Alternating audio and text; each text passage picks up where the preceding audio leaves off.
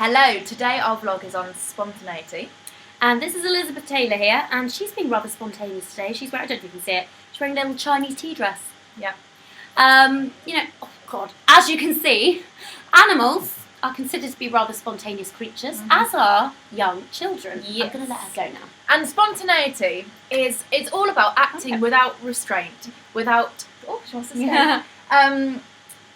It's acting without restraint, it's acting without prior planning. It's kind of being open and in the moment, natural, organic, all of that stuff, which is why animals and children are so spontaneous, because they don't have the baggage that we have as older beings. They don't have the fears and the kind of past experiences which kind of stilt your spontaneity. Exactly. Now, spontaneity is not to be confused with impulsivity. Impulsivity tends to have negative connotations, regretful consequences. The rational mind is hijacked. You tend to not think, just go and act, and it can be quite negative. Addicts tend to be described quite often as impulsive, addictive behaviour. So don't confuse it with that. No. So if you think about your life, and we all like to think we've got a 10-year plan of where we see ourselves going, but realistically, I know for me, even the last 3 years, where I was 3 years ago to where I am today, absolutely, there's very little relevance, to be honest. And I think spontaneity is the key to happiness and growth, because if you can't be adaptable and accept change and kind of unforeseen circumstances, you're going to be fucking depressed. Yeah, exactly. I would describe myself in the past as being quite an impulsive person, and the positive aspects of that can be that you take risks and you live in the moment, those are factors in being spontaneous too. However, the negative aspects are that you don't think, as I said before, and you can get yourself into some real scrapes. So I would think I was spontaneous by I've got a really big important meeting at work the next day which is going to determine the risk of my life, and I decided to go raving the night before and not go to bed. That's not a good advisable idea. No. The important thing about spontaneity, the qualities, is that along with living in the moment and taking risks, is that you have a self-confidence within yourself. You kind of have good decision-making qualities, but most importantly, you have a healthy respect for yourself. And then you can dive in and be spontaneous once you, I think, kind of found those things. So, Pasha, what would you say are kind of, how could we become more spontaneous? Well, Joey, I think firstly it's important to acknowledge we live in a very unpredictable, I'm going to let her go. Case in point. A very unpredictable world. But that's not necessarily a bad thing. Kind of randomness and unpredictability doesn't have to be a scary thing if you shift your perspective, because just as much as something bad might happen, something amazing might happen in life. Yeah, and there's a book last year that was released, and it was called The Click Moment. I had to think about that one. And it was written by a guy called Franz Johansson. And basically the premise of the book was seizing opportunity in an unpredictable world. And it was all about success and failure, and actually how much of it is determined by randomness, by chance.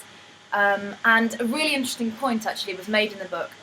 They were saying that people love to attribute their success to their brilliance, when often, not always, but a lot of the time, you can do well through pure chance, or that opportunity just being handed to you at the right time. Yeah.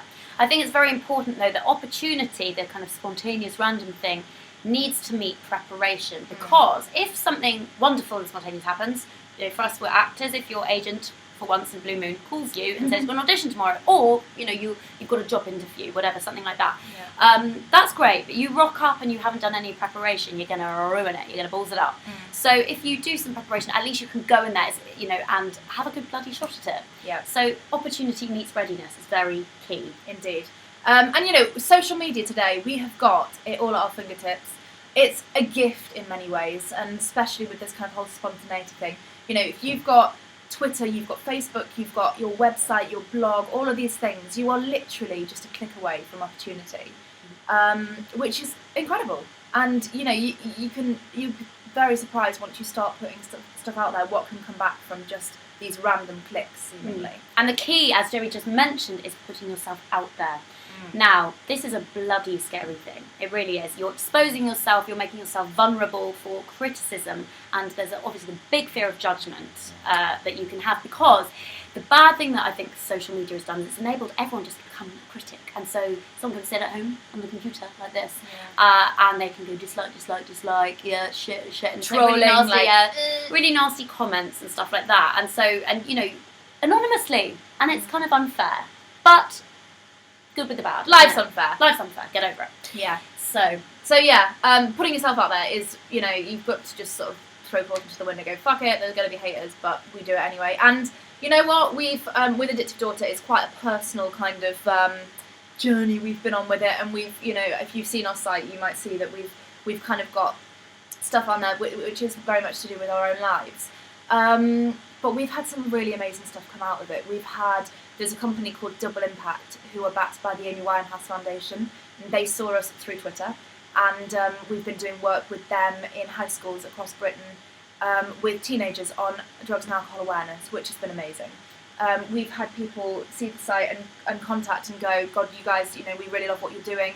I'm a web artist. Could I do illustrations for your site for free? Yeah, we have quite a few people who want to, you know, we would never have thought to go, does someone want to come and do this for free? But that, you know, you just don't know what might come if you put stuff out there. People want to work with you. We've had so many little kind of connections and contacts. And lovely, and like people just contacting saying, I really love what you're doing, it's actually really helped me. You just don't know. Yeah. You have to be brave and go for it. Yeah, indeed.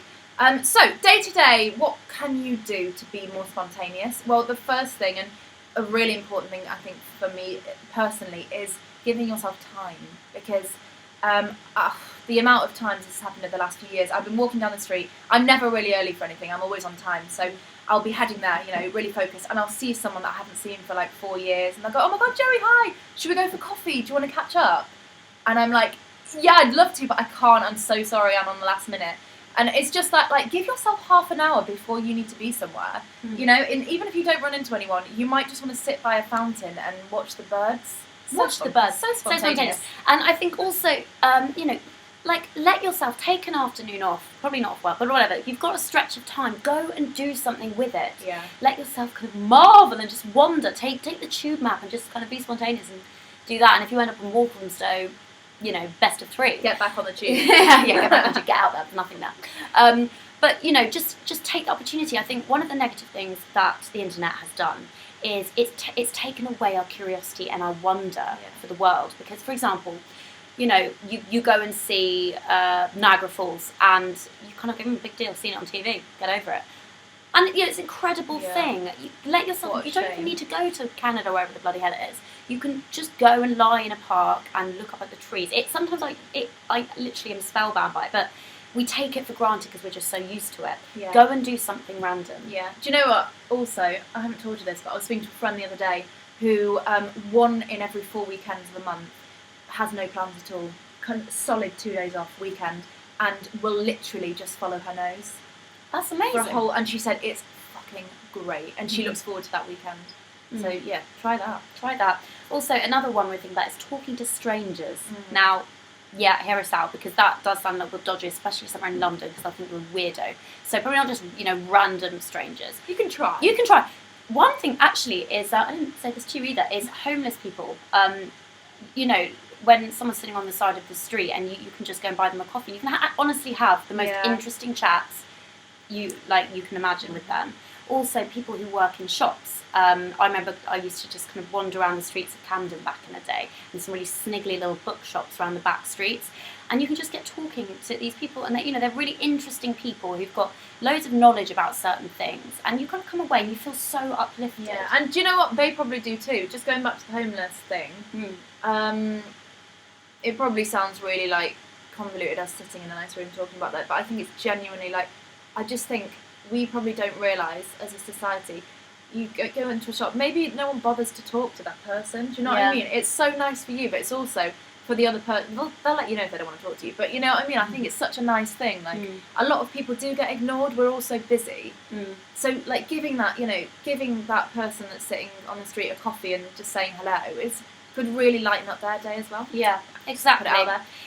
Finally, what we want to say is yes, spontaneous. We want to say yes to spontaneity. We want to say no to being spontaneously lazy, which is something that I'm very good at because I can tell myself, I'm just going to be really spontaneous and just watch 10 more episodes of Breaking Bad. Great show. But, if you've got a whole stretch of a day, I'm not saying not to do that every now and then, but, go and do something different. Yeah, ignore the familiar distractions and pursue something unknown, because that's where the magic happens. Exactly, and against what we just said about the internet, great as it is, sometimes just bloody well shut your laptop, get away from the iPhone if possible, leave it at home, if you're really naked, and just kind of take yourself out, see what happens. Right, I think that's all we've got for you. Hope you've enjoyed it. Big love.